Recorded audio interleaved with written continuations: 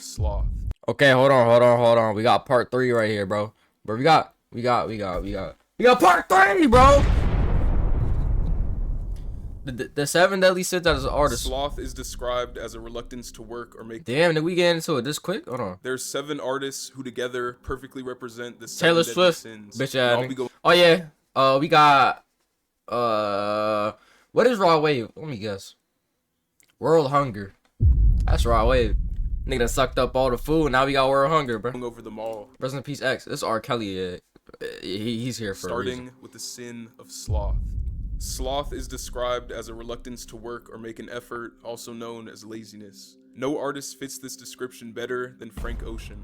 Frank Ocean is a critically acclaimed singer who's been credited for pioneering the alternative R&B genre. In 2012, before the release of his first album, Frank made a tweet that read, 5 albums before 30. He's now 36 years old and has a grand total of 2 studio albums. Alright, bro. His first album came in 2012 with the release of Channel Orange, so this was followed by a 4-year hiatus until his next album release, that being Blonde. 4 years is an incredibly long time between albums, especially. Wait, so does he have the Playboy Cardi effect? I honestly didn't know Frank Ocean was like, I didn't find out Frank Ocean until like fucking 10 years after he released the first album, which was like 2022. That's the first time I heard of Frank Ocean, to be honest, bro. Like, is that like the Playboy Cardi effect type shit? Like Frank was at the time, but even 4 years seems short compared to the next hiatus he would take. His next hiatus is actually still going on now, and it's already been over 7 years since his previous album release. His sloth is not only with albums, as he's also only released 12 singles since beginning his career, equating to less than 1 single per year. Frank also rarely ever does live performances, as his last performance at Coachella 2023 broke a nearly 6-year performance hiatus. This Coachella performance was also heavily scrutinized, as Frank showed up an hour and a half late, causing his set to be cut short due to curfew. Bro. He followed this by pulling out of his scheduled second performance for the next weekend, citing a leg injury as the reason. Despite Frank's lack of work, he's racked up many accolades and is one of the most popular artists in the world, with his story inspiring many kids. An artist you should keep away from your kids is the one I have representing. Nigga, what? Lust is defined as an intense or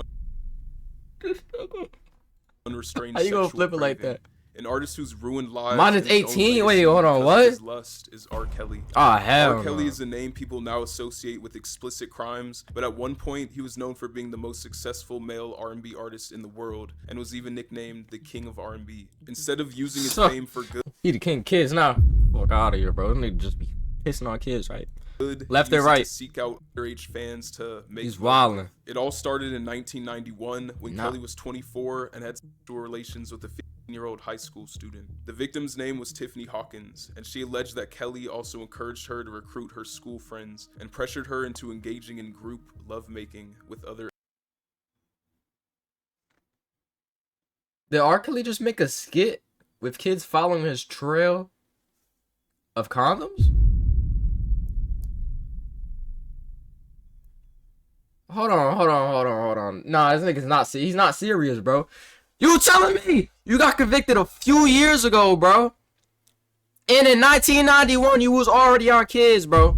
You was already on kids. That's all you wanted, right? You made a skit talking about your crimes, bro. He's wildin', bro. Girls. In that same Look year, at him. R. Kelly was introduced to a 12-year-old singer named Aaliyah. He was quoted saying, "I saw." Wait, how old?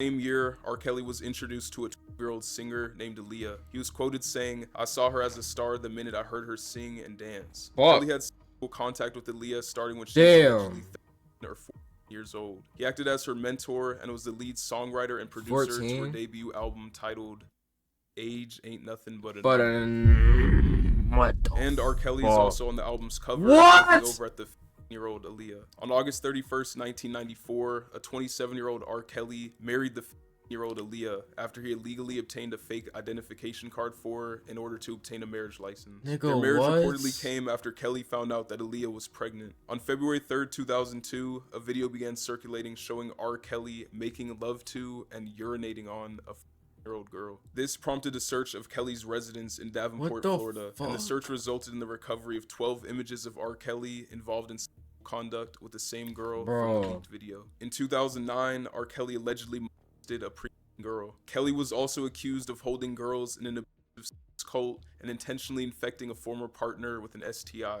There are even more allegations on top of these, with some being too graphic for me to cover. All of R. Kelly's disgusting, lustful actions finally caught up with him in 2022 when he was sent. Nigga! 1991, 2002, 2006, 2014, 2017. They caught this nigga after 20 years! 30 years! Oh my god! 30 years, bro?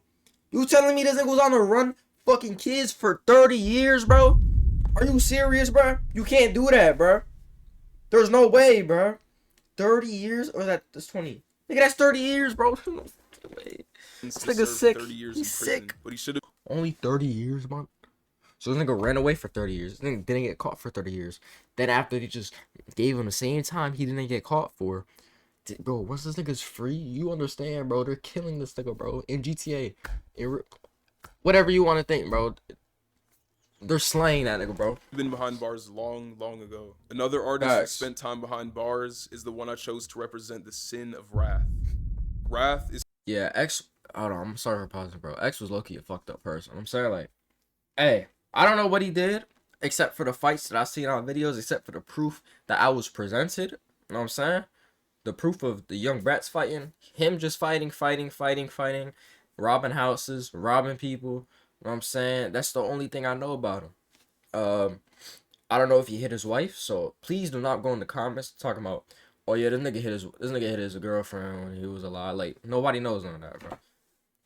Right? It hasn't been proven yet. Until it's proven, until what the court says, I will believe. Anything else, I'm not believing, bro. Unless you come here with a video of X's face and the same girl of him just slapping a hole, right?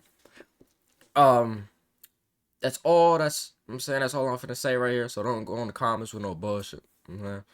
What else, bro? He was low-key a fucked up person. I like his music. You know what I'm saying? I got 2 of his albums right here. Artist-wise, my favorite artist. Singing-wise, my favorite singer. Music-wise, my favorite musician, bro. It's characterized by uncontrolled feelings of anger, rage, and even hatred. An artist who had a long history of displaying these traits is XXXTentacion. X was a versatile rapper and singer whose life was tragically taken in 2018. His most successful tracks involved him singing, but he originally gained attention from his unique, aggressive style of rap. With them dicks. Is that Corday? A lot of X's early music was similarly aggressive in tone and lyrics, but it wasn't only his music that showed off his wrath, as he also had a long history of physical violence. X was once quoted saying, "I've been fighting since I was a kid." He admitted to fighting when he was younger just to get the attention of his mom, because he knew she would have to give him attention after a fight. When he was 6, he tried to stab a man who was messing with his mother. He once beat another kid with drumsticks and also fought a band member in his church choir who kept bugging him, resulting in his... Alright, so the story, I know the story about him with his with the person who was attacking his mom. So basically he took some glass that the dude broke and he started like stabbing him, but like of course he couldn't like put it in deep. Pause. Then he said he was like biting the dude to like, he started biting pieces of his stomach out, like, you know what I'm saying, his flesh. And then I think he got smacked or some shit by a nigga, and then he left. The dude left. And I guess that's what started everything, bro. His expulsion from the church. X was even expelled from his first middle school for fighting. There are many other fights X has been in on and off camera, including one where he used an after photo of the man he beat bloody as the cover to his song Young Brats. X stated that he fought for people who couldn't fight for themselves, and that he also fought for fun and for the thrill. X has also been charged for some of the aggressive acts he's been involved in, including home invasion, gun possession, the stabbing of his former manager, robbery, and assault with a deadly weapon. The most infamous case X was involved in was for the alleged domestic violence of his ex-girlfriend, Geneva Ayala. According to Geneva, the first time X hit her, she'd been admiring a friend's new grills in a Snapchat video, and that caused X to smash her phone to the ground and strike her across the face. She said he struck her again that same day and also threatened to brutalize her with a long-handled barbecue fork or wire barbecue brush, making her pick which one. She told the New Times that X's favorite thing was to backhand her across the mouth because the welts appeared on the inside of her lips. According to one witness, X once first beat Geneva because she had laughed at one of his producer's jokes. Geneva's breaking point came months later on October 6, 2016, when she alleged X savagely beat her while she was pregnant so badly that she lost some of her vision. X always denied all of the allegations of domestic against him. He spoke on the allegations during a jail call and said that Geneva was never pregnant and that she suffered injuries after getting jumped. Roommates of both X and Geneva described X's remorse and see, bro, I'm not gonna sit here and agree with bro, but I'm not gonna sit here and agree with her. You know what I'm saying? They both, I wouldn't say both nice people. You know what I'm saying? Because I don't know what the fuck what happened. You know what I'm saying? Geneva, she looks nice. You know what I'm saying? Like she dead ass looks nice. She acts nice. What I be seeing on like her tweeting on Twitter. You know what I'm saying? I have a friend who's friends with her. What's it called? That's about it, bro. What I get told, she's a nice person. You know what I'm saying? I don't think she speaks about it no more. X had his own problems. It is what it is, bro. Everybody happens. Same with R. Kelly, bro. You know what I'm saying? Niggas still gonna believe R. Kelly at the end of the day. You know what I'm saying? People gonna still say R. Kelly nippers on kids, even though he did those fucking videos. You know what I'm saying? We still have millions of people saying free R. Kelly. Do not, I mean, you could free him, but not near me, bro. You know what I'm saying? I'm still a kid. I do not want R. Kelly near me. I don't want R. Kelly even next to me. That album, the I Admit It album that dropped accidentally, that shit was fire, though. I'm not gonna lie, bro.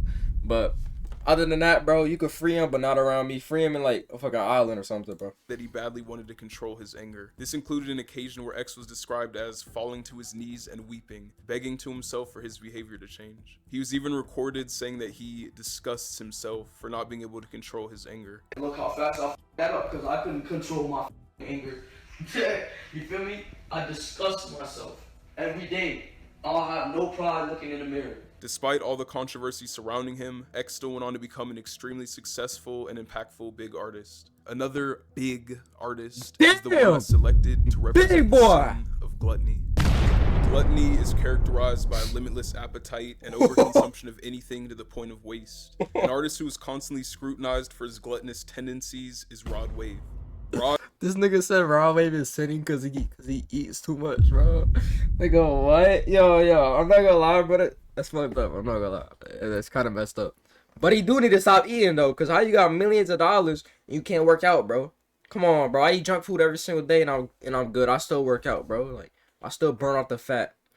Nah, bro, you just sit there. I need more ice cream. Like, fuck out of here, bro. Is a singer known for his strong voice and incorporation of R&B and hip-hop, being recognized as a pioneer of the soul trap genre. Since the beginning of his music career in 2015, Rod has always been a plus-sized individual. But he only seemed to gain more and more weight as his career went on. His weight gain became a distinctive part of his image, and he's been vocal about embracing body positivity and self-acceptance, encouraging his fans to appreciate themselves regardless of their appearance. Dude, he's been open about his struggles with weight, saying that he finds comfort in eating and uses food as a coping mechanism for stress. Rod is 5'6" and is estimated to weigh somewhere in the range of 220 to 300 pounds. Assuming the median weight of 260 pounds, that would give Rod Wave a body mass index of 42. Damn! Consider him morbidly obese. There are numerous videos of Rod showing the negative effects of his weight, such as him struggling to sit in a chair, him needing to occupy 2 chairs at an NBA game, and even a stage collapsing under his feet at a concert.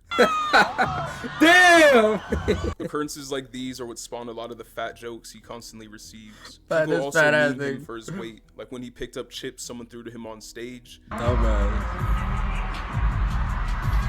When he spits lyrics about food. Just stop the beat, let's get something to eat. Some even made parodies of his songs that were all about food. Burger of my dreams. I want some fries and chicken. I wanted biscuits, that ain't enough for me. In September 2023, Rod addressed those making fun of him, vowing to get a 6-pack as revenge. Call me out my name, or you made fun of me, I'm finna get my motherfucking 6-pack, nigga, and I'm finna tighten up. And first of all, Rod Wave, you would never get a 6-pack, bro. I'm not gonna lie, it'll take fucking 60 years, bro. I don't think you got 60 years left with all that weight, bro. I'm not gonna lie, bro. You know what I'm saying? What you gotta do is that's it.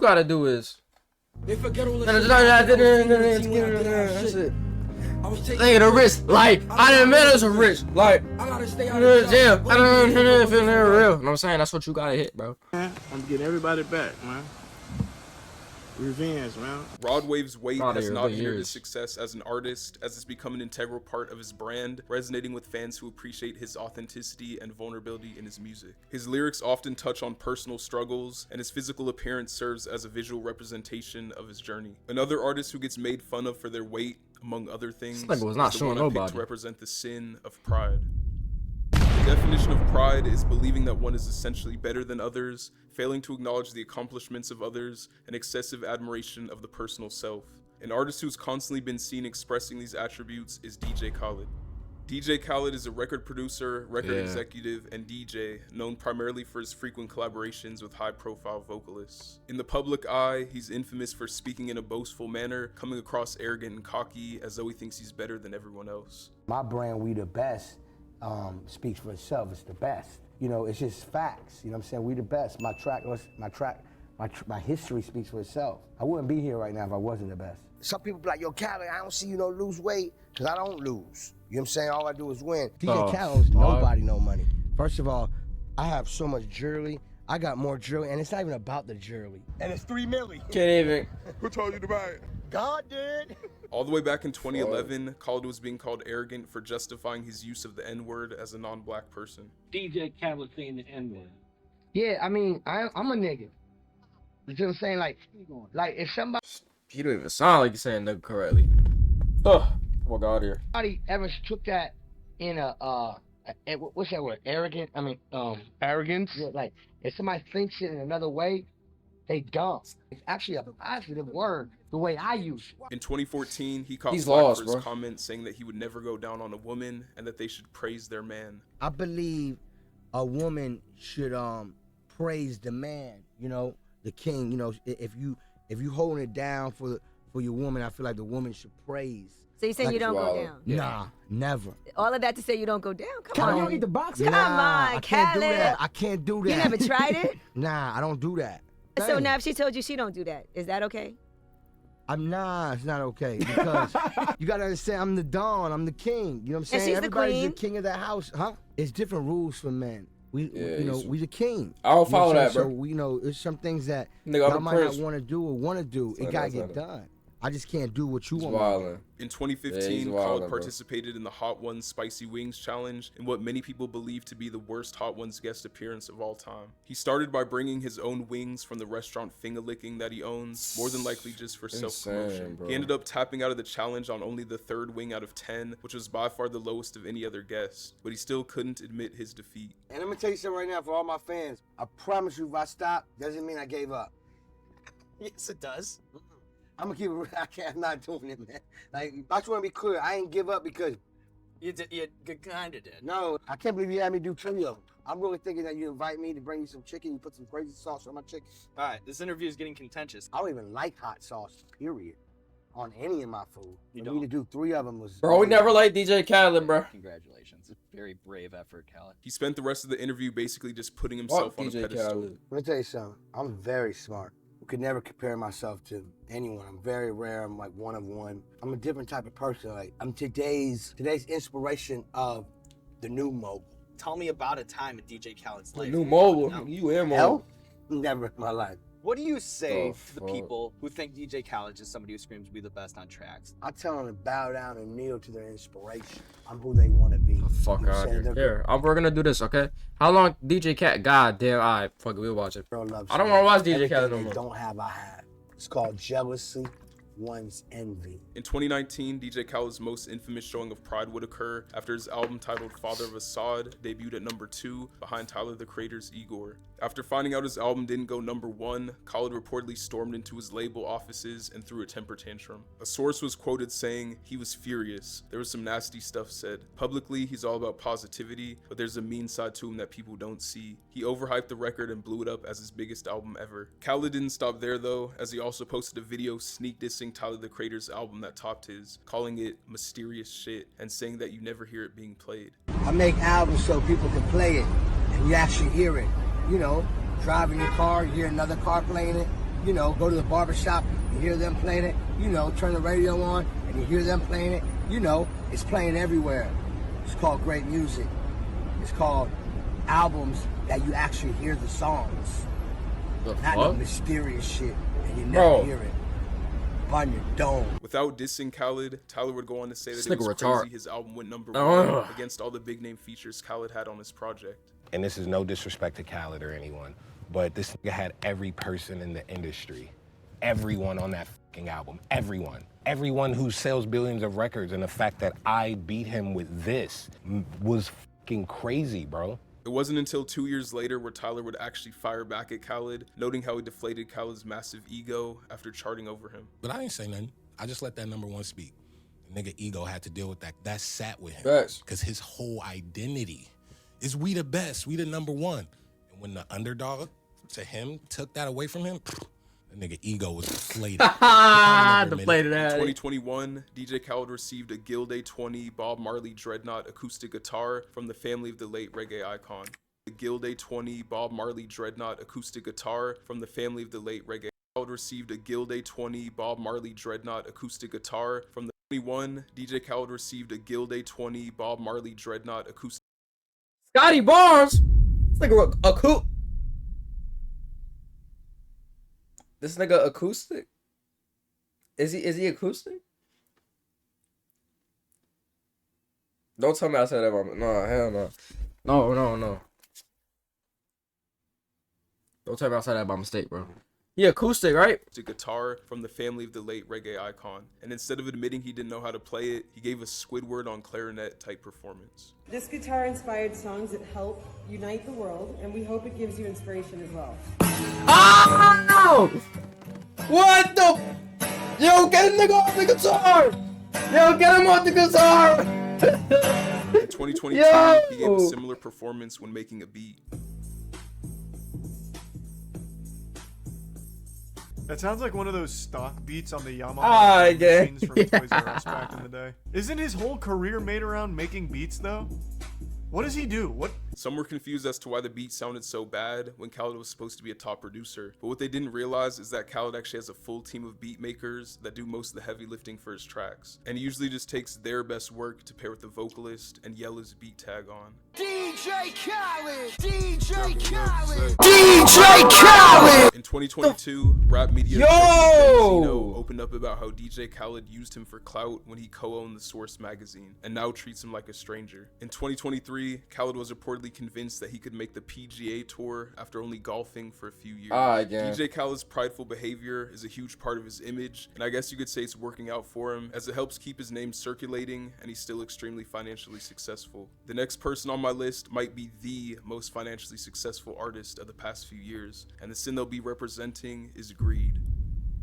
Greed is defined as the excessive desire for material possessions. Yeah, that's what June Plug looks like. An artist whose greed has become so prevalent that some of her own fans refer to her as capitalist queen is Taylor Swift. Damn. Taylor Swift is one of the most successful singer-songwriters of all time and has amassed an estimated net worth of over $1.1 billion over her nearly 2-decade-long career in music. This includes an estimated $170 million increase in 2023 alone. One of the first big showings of Taylor Swift's greed came in 2014 when she removed all of her music from Spotify because she, quote, wanted to protect the value of her music and encourage fans to purchase her albums instead of streaming them for free. This came after Spotify denied her request to have her music be subscription only, as non-subscription plays paid a lower amount. A similar occurrence came a year later in 2015 when Apple announced they'd be giving 3-month free trials to new Apple Music users without offering artists royalties during the trial periods. Taylor called this decision shocking and disappointing and requested for them to overrule it by threatening to remove her music. Apple actually obliged to her demands after a single day and announced they'd be paying artists royalties during free trial periods. And a week later, Taylor announced that she'd be adding all her songs to Apple Music.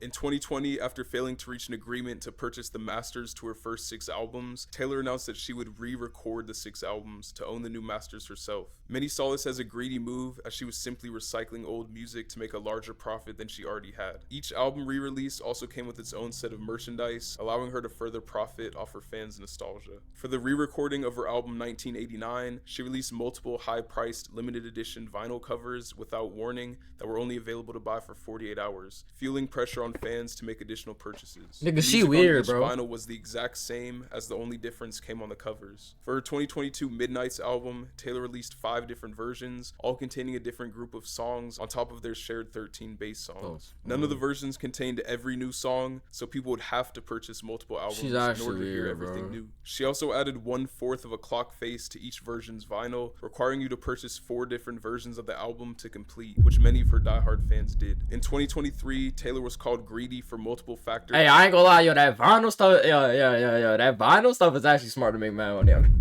I'm not gonna lie. Yo, imagine she released 10 CDs. On my way, I'll be giving her an idea. Imagine she released 10 CDs, bro, and it said 1, 2. It said like it was going around in a clock too, bro.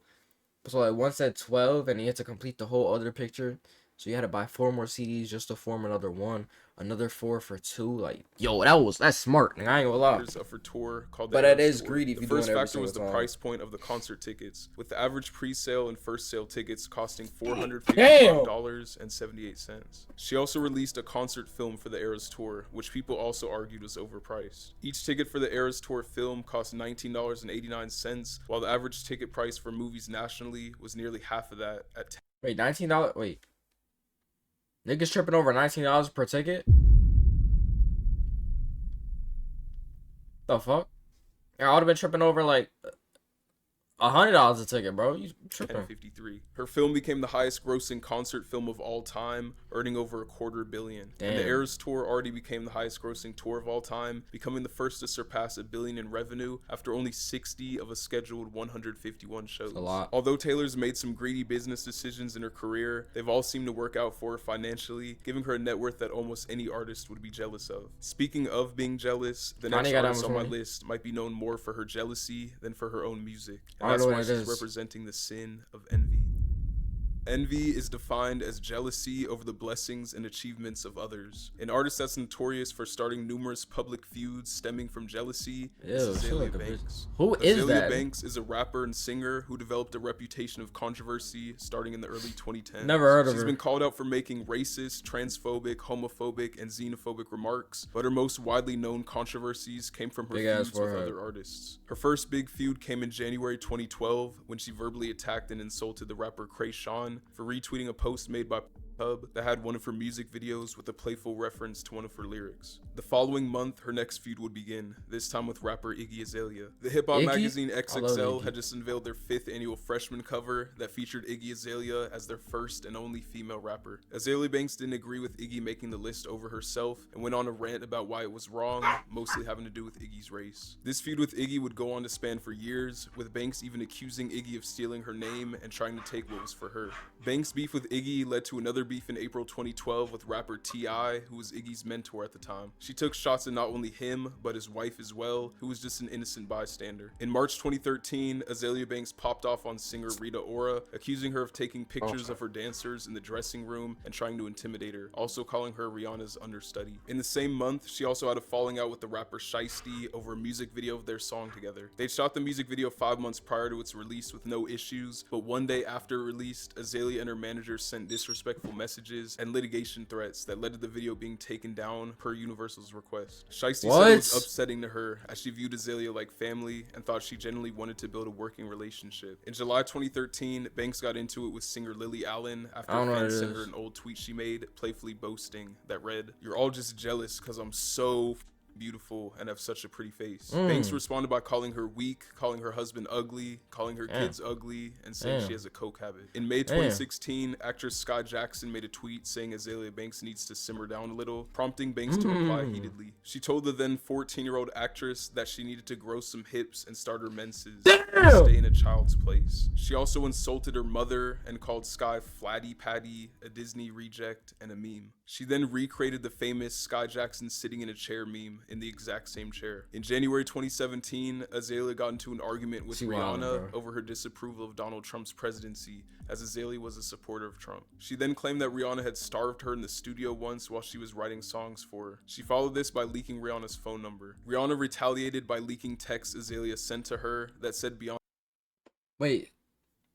How you get starved, man? You can't walk outside the studio and buy some food, bro? Like, is that too much work to do, or you gotta ask Rihanna to buy you some food, bro? No, I don't get it, bro. I for real don't get it, bro. Is working heavy on her and called her a drug and addict, but she also leaked Azalea's number in the process. In August 2018, Banks was invited to Elon Musk's Los Angeles mansion by the singer Grimes to record a song. She said she was trapped in a real-life episode of the film Get Out after being left alone in the mansion for days. Messages were then leaked of Azalea and Grimes insulting each other. Grimes later made a song titled 100% Tragedy that she said was inspired by, quote, having to defeat Azalea Banks when she tried to destroy my life. Azalea responded saying, Grimes' death has some psychosexual obsession with me. I think it's bitterness cause she doesn't have the musical capacity I have. Everything she does is out of pretentiousness and it comes out like that, while everything I do is out of natural swag and geniusness. Nah, we don't like your music, In October bro. 2018, Azalea started an infamous war of words with her former friend and singer Lana Del Rey, spurring from her disapproval of Kanye's support of Trump. Azalea said that she was just using a weakened target to pretend to be an ally and insulted Lana's physical appearance. In February 2022, after Kanye West and Julia Fox split up, Azalea shared her thoughts on her former friend Julia. She called the relationship a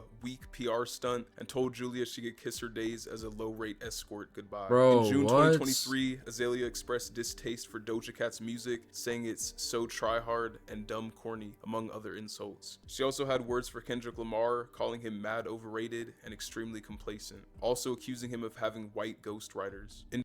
I don't think Kendrick even cares, bro. No, I'm gonna keep that. I'm sorry, I'm gonna keep it a buck. I'm gonna keep it a buck, bro. I don't think Kendrick cares. I don't think Doja Cat cares. Nigga, she demonic anyways, bro. December 2023, Banks called Kanye West a fat, smelly loser after he was upset with Nicki Minaj for not clearing a verse for his song. She had previous history with Kanye, alleging that he tried to sign her 4 times and has a crush on her, and she said that she repeatedly rejected him. Banks stated, has Kanye ever successfully launched any artist he hasn't sabotaged out of jealousy? This was ironic, seeing how many people think that she sabotaged her own career out of jealousy. Azalea Banks has also clashed with many other celebrities, such as Angel Hayes, Perez Hilton, the Stone Roses, Sarah Palin, Beyonce, Lady Gaga, Charlie XCX, and Playboy Cardi. This quote by Azalea Banks sums up where the source of a lot of her jealousy comes from. She stated, I guess the source of my disappointment comes from just watching lots of other men in hip-hop, just like male rappers have their career setbacks and go through things. Or even when a black male rapper misspeaks something, just seeing black men go through the motions, seeing the black mass just kind of seemingly accepting it as just an attribute of their artistry. You're weird, so they'll be bro. like, Kanye West is just saying all that because he's crazy. Or, okay, yeah, R. Kelly the girl, but damn, he makes some good music. I don't feel like I ever got... That's a crazy statement, bro. I'm saying his music is kind of fire, but nobody thinks like that, bro. Nobody, damn, he really did this, bro. Ew, bro. I'm still gonna listen to it because I got the memories to it. Like, come on, bro.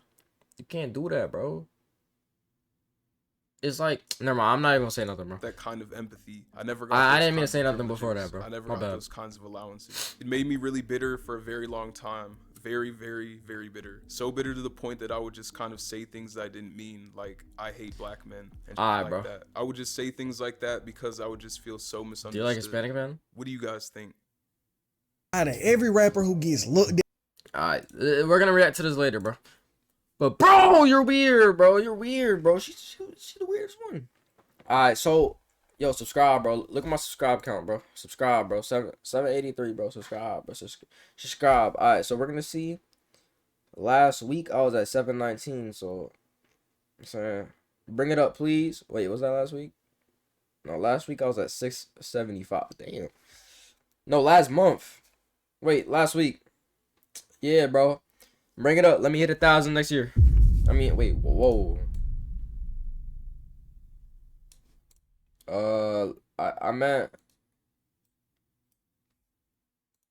let me hit 1,000 this month. Please subscribe. Please, I'm broke. Subscribe, please. I need monetization, bro. I'm broke, please.